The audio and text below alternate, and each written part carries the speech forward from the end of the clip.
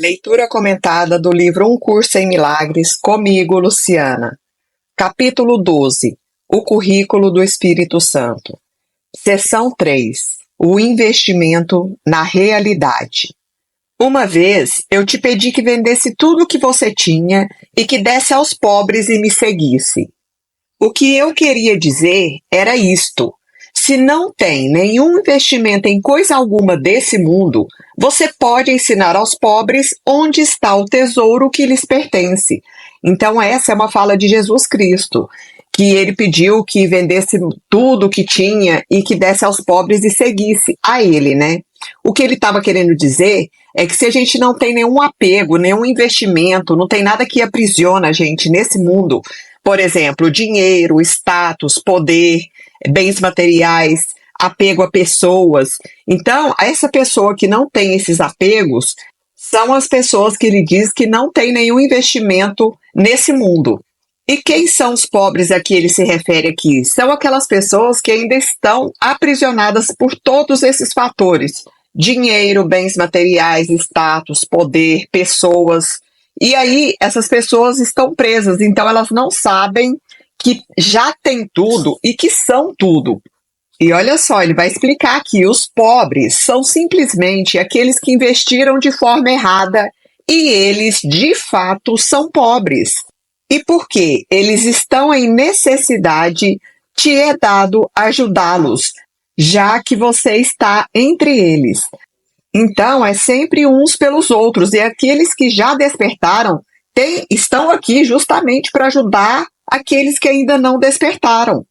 Considera com que perfeição a tua lição seria aprendida se não estiver disposto a compartilhar essa pobreza. No caso aqui ele traz a nossa própria lição.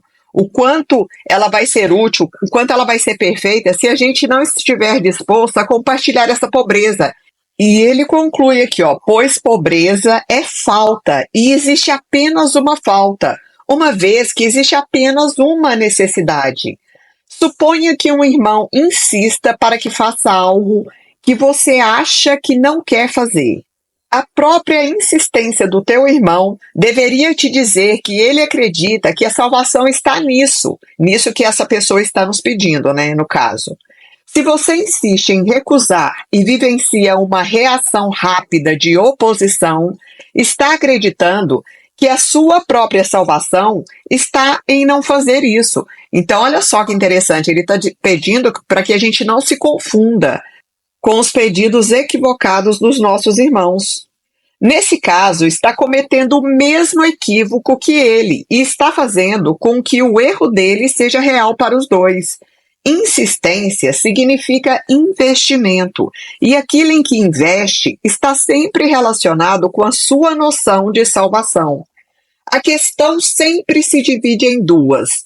Em primeiro lugar, o que tem que ser salvo? E em segundo lugar, como pode ser salvo?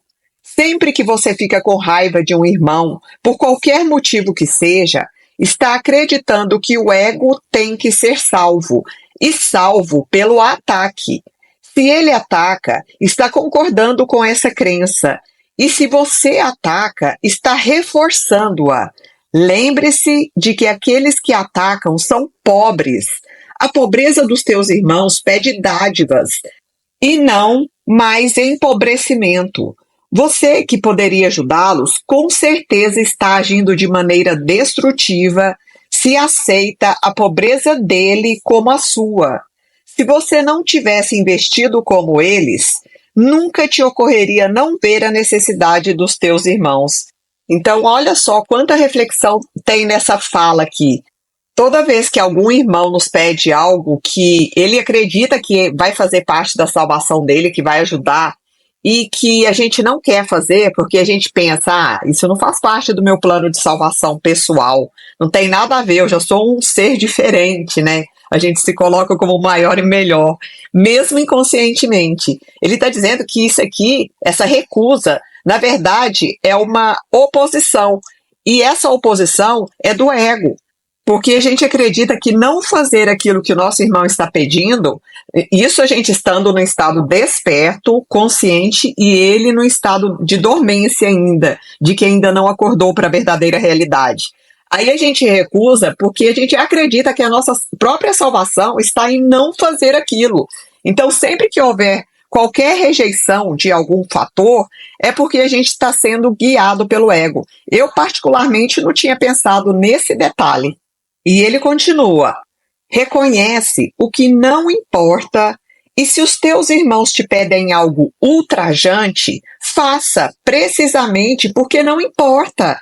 Então ele traz para esse nível, para esse entendimento da ilusão. Se tudo aqui é uma criação mental, é uma ilusão, então se ele está pedindo algo ultrajante, a gente tem que lidar com o que a pessoa está pedindo como uma ilusão, porque ele pede aqui, ó, faça precisamente porque não importa.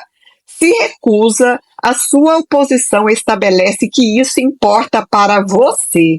E eu acho interessante abrir um parênteses aqui, porque não é tudo, fazer tudo sem pensar, né, gente? Porque tem coisas que são assim, que ferem leis universais, leis aqui no nosso plano da matéria. Por isso eu entendo que ele está falando de coisas, de situações aqui que não sejam contra as leis. Contudo, foi apenas você que fez com que o pedido fosse ultrajante, e todo pedido de um irmão é para você. Então ele traz aqui que foi apenas a nossa interpretação a respeito desse pedido que deu esse significado de pedido ultrajante. Olha só. E ele nos pergunta: por que você insistiria em negar-lhe? Pois fazê-lo é negar a você mesmo e empobrecer a ambos. Ele está pedindo salvação, assim como você. A pobreza é do ego e nunca de Deus. Nenhum pedido ultrajante pode ser feito a alguém que reconhece o que tem valor e não quer aceitar nenhuma outra coisa. A salvação é para a mente e é obtida através da paz. Gente, isso é muito importante. É o tempo inteiro aqui nesse livro, fala que a salvação é sempre da mente, porque nós é como se fosse o nosso cérebro mesmo. Nós temos hemisfério direito e esquerdo, então fisicamente ele está dividido. Mas no plano sutil também, que é esse da nossa mentalidade certa e errada, ele também está dividido. Então, ele está falando que a salvação é sempre da mente. Nós temos que unificar. Unificando a nossa própria mente, a gente unifica com o coletivo. E é esse o caminho, né? Se tornar uma grande consciência unificada. Só retomando essa frase, então. A salvação é para a mente e é obtida através da paz. Essa é a única coisa que pode ser salva, que é a mente, né? E esse é o único caminho para salvá-la, que no caso é a paz.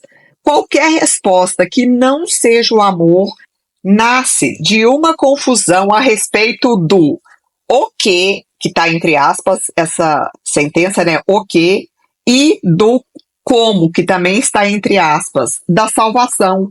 E essa é a única resposta.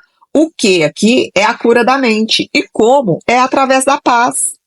Nunca perca isso de vista e nunca te permita acreditar nem por um instante que existe outra resposta, pois com certeza irá se colocar entre os pobres que não compreendem que vivem na abundância e que a salvação já veio. Identificar-se com o ego é atacar a si mesmo e tornar-se pobre. É por isso que cada um que se identifica com o ego se sente destituído. Destituído do quê? Do seu próprio poder. O que ele vivencia, então, é depressão ou raiva, porque o que fez foi trocar o amor ao seu ser, o nosso ser divino mais elevado, pelo ódio a si mesmo, fazendo com que tenha medo de si próprio. Ele não se dá conta disso. A pessoa que fez isso não se dá conta de que trocou o amor pelo medo. Mesmo se está completamente ciente da ansiedade, não percebe a fonte do problema como sendo a sua própria identificação com o ego e sempre tenta lidar com isso fazendo algum tipo de arranjo insano com o mundo. Ele sempre percebe esse mundo como algo exterior a ele, pois isso é crucial ao seu ajustamento. Ele não reconhece que faz esse mundo, pois fora dele não existe qualquer mundo. Olha que lindo! A pessoa não reconhece que está criando esse mundo, que faz esse mundo o tempo inteiro, a partir dos seus pensamentos e das suas emoções. E que fora dele não existe qualquer mundo. Então a gente está sempre projetando fora tudo aquilo que está dentro da gente. E eu sei que é um desafio gigante acreditar nisso. Eu já falei em outros áudios que eu mesma tive que ler isso muitas vezes, tive que tentar trazer para minha consciência muitas vezes essa informação, porque ela não entra na nossa compreensão da noite para o dia. A gente está sempre achando que tem alguma coisa fora nos atacando, que tem alguma coisa fora nos prejudicando, alguma pessoa fora nos causando mal. A gente nunca percebe, nunca não, muitas vezes não percebe que é uma projeção da nossa mente, dos nossos medos ocultos, das nossas sombras, que está trazendo aquela situação justamente para que a gente olhe para que aquilo possa ser curado. Se apenas os pensamentos amorosos do Filho de Deus são a realidade do mundo, o mundo real tem que estar em sua mente. Seus pensamentos insanos também têm que estar em sua mente. E por quê? Porque a gente fez esses pensamentos, a gente alimenta, a gente nutre esses pensamentos. Mas ele não é capaz de tolerar um conflito interno dessa magnitude. Ele aqui é o Filho de Deus, que é cada um de nós, né? Então a gente gera esse conflito interno porque a gente está com a nossa mente dividida, a nossa consciência está dividida. Uma mente dividida está em perigo e o reconhecimento de que ela abrange pensamentos completamente opostos dentro de si é intolerável. É por isso que a gente entra em muitos estados de angústia, de não compreensão, de insatisfação. Porque por mais que nós tenhamos fora os recursos que a gente precisa, eu estou trazendo aqui para aqueles que já conseguiram todos os recursos, mesmo assim fica um vazio muito grande. E a pessoa não entende, nossa, tá tudo tão bem na minha vida, por que eu estou sentindo isso, né? E é justamente porque a mente está dividida. Desse modo, a mente projeta a divisão e não a realidade. A mente projeta, ela vê fora a separação, vê esse conflito, mas ela não vê a realidade que nós somos essa grande consciência, que estamos todos unidos. Tudo que você percebe como o mundo exterior é meramente a sua tentativa de manter a sua própria identificação com o ego, pois todos acreditam que identificação é salvação. Olha só, gente, que reflexão. No entanto, considera o que tem acontecido, pois pensamentos, de fato, têm consequências para aquele que os pensa. Você entrou em conflito com o mundo conforme o percebe, porque pensa que ele te é antagônico, porque a gente pensa que o mundo é oposto, contrário àquilo que a gente realmente queria e esperava que fosse.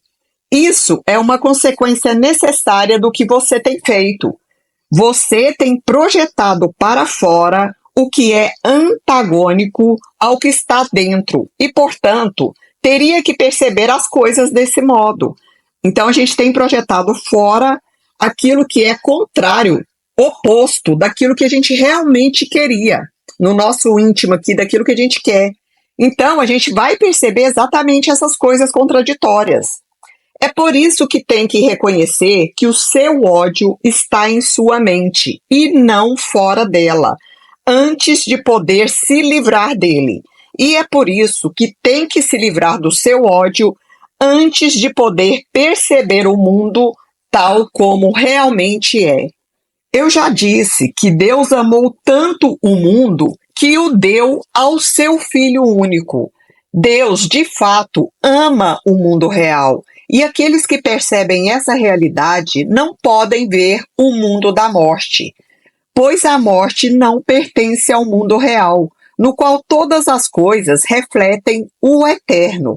A morte aqui, no caso, só pertence ao mundo de ilusões, ao mundo criado pelo ego, né? Deus te deu um mundo real em troca daquele que você fez a partir da sua mente dividida e que é o símbolo da morte. Pois, se realmente pudesse se separar da mente de Deus, você morreria. Eu vou até repetir essa frase, olha que lindo. Se você realmente pudesse se separar da mente de Deus, você morreria. Nós estamos conectados o tempo inteiro, mas a gente nega. E é essa negação que nos faz vivenciar as ilusões, que nos faz gerar os conflitos que a gente tem internamente. O mundo que você percebe é um mundo de separação. E talvez esteja disposto a aceitar até mesmo a morte para negar o teu pai, acreditando nas ilusões, né? Entretanto, ele não quis que fosse assim, e por isso não é assim. Contudo, você ainda não pode ter uma vontade contrária à de Deus, e é por isso que você não tem controle sobre o mundo que você fez. Não é um mundo de vontade, porque é governado pelo desejo de ser diferente de Deus.